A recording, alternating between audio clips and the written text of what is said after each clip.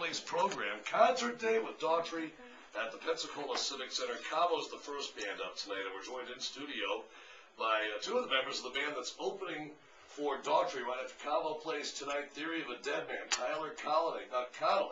Tyler Connolly. That's me. It's one of those tricky names. Yeah, say that 5 times. The lead singer and lead guitarist for Theory of a Deadman with us, along with Dean Back, the bassist for Theory of a Deadman. The latest album, Scars and Souvenirs. Welcome to Pensacola, guys. Thank you. So you guys are from suburban Vancouver, and the CFL, the Canadian Football League Championship, was the other day. The Saskatchewan Roughriders lose by a point on an extra man penalty to Montreal. Now, I know you guys played the Grey Cup halftime show last year. Do you guys follow the CFL? Is this a big deal for you guys? We haven't spent too much time in Canada this year to really follow CFL. But when we are home, I like to watch a game once in a while. Yeah, do you follow NFL more? Because I know there's an NFL game in Buffalo, or Buffalo's playing Toronto tomorrow night. Yeah. I heard about that. We're more hockey guys. Now, when you watch performances like things, like halftime shows, a lot of times you can kind of tell that it's lip synced. Have there ever been situations, like a TV show or an appearance that you've been asked to lip sync an appearance? No, but it was funny. There's this awesome story. We were playing the show in Baltimore. It was for, it was a party for the Patriots. The Patriots warm up for the Super Bowl or something. Oh, really? And it was us and Seven Dust, who are a little bit heavier, and we were playing this club, we were playing the show, and people in the crowd were acting really funny, and a group of guys that started like chanting Ashley Simpson and stuff. And we all have in-ear monitors, so I can't even hear what they're saying really, or I don't really get it. So we just play the whole show, and then after we come off stage, a guy from a record label's like, "You lip syncing?" And I was like, "No, what?" And they're like, "Dude, it looked like you're lip syncing." And then the bartender, this chick, was like, "You were lip syncing!" And I was like, the whole club was all like freaked out. I guess what happened is our sound guy sucked and had my channel muted on my vocals, but had the delay channel up. So when I was singing, my vocals would come out like a few seconds seconds later. Man. And I guess he fixed it after 10 seconds or something. But the damage had been done. Damage had been done, and of course we had no idea. We come off stage like, "What's going on?" We're rocking it. Yeah, and I was like, "Dude," and there's like a few people were like, "Man, were you lip syncing?" Like, "No, what? Why would we be lip syncing?" Yeah. So man, I was like, I felt nauseous. I went back to the bus. And I was like, man, people think we're lip syncing. Like what? Yeah, it was weird. Of course, there's a lot of Seven Dust hardcore fans there too. Like, it didn't go over too well. Tyler and Dean from Theory of a Deadman are here with us. They're playing at the Pensacola Civic Center tonight in advance of Daughtry. But I guess you really are at the mercy of whoever is back there behind the soundboard. Oh, totally. Yeah. And are there any other on-stage nightmares that have occurred? Nah, I mean, we got a great crew now. Our sound guy is amazing. So I always ask him every night how it sounded, and he's always like, "Sounded great." So no, I can't think of any nightmares happening on stage. No explosions. No, that was the cream of the crop.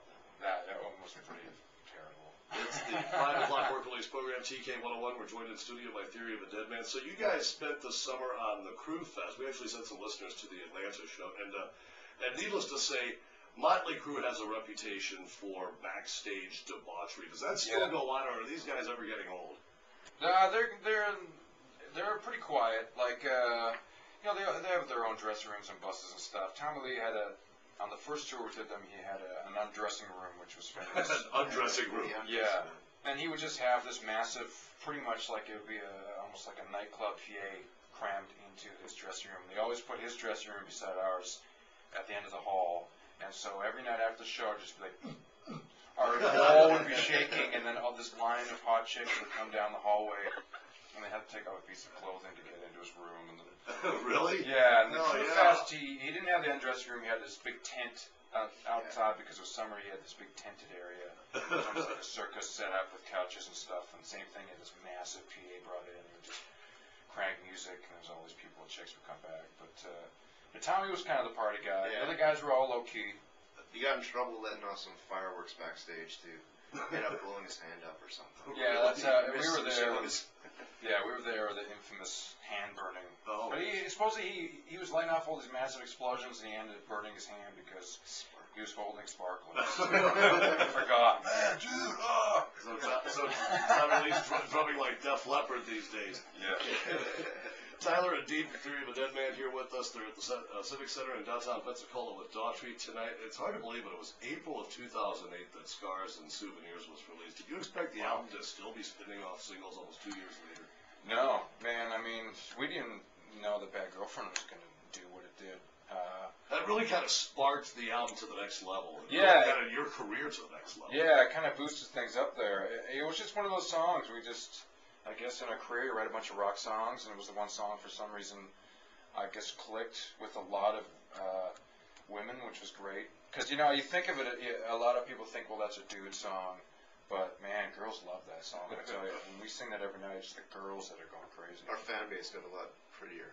Yeah, so a lot more t-shirts. And might I say that song is very popular in the booby bars. Yeah. Yeah. I think See, I've that's heard that a not couple times. As a matter of fact, after the show tonight, for people who are headed to the concert with your ticket stub, you're in free for a post-concert party at Parody's Angels. We're in studio with Theory of a Deadman playing before Daughtry tonight at the Civic Center.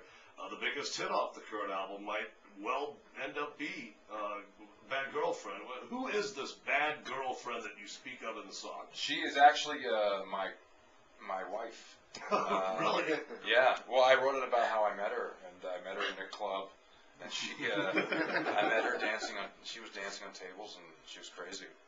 Well, let's hear it. Bad Girlfriend from Scars and Souvenirs, Theory of a Deadman at the Pensacola Civic Center tonight, the rock station, TK 101. It's the 5 o'clock work release program. Okay, so that'll be the first segment.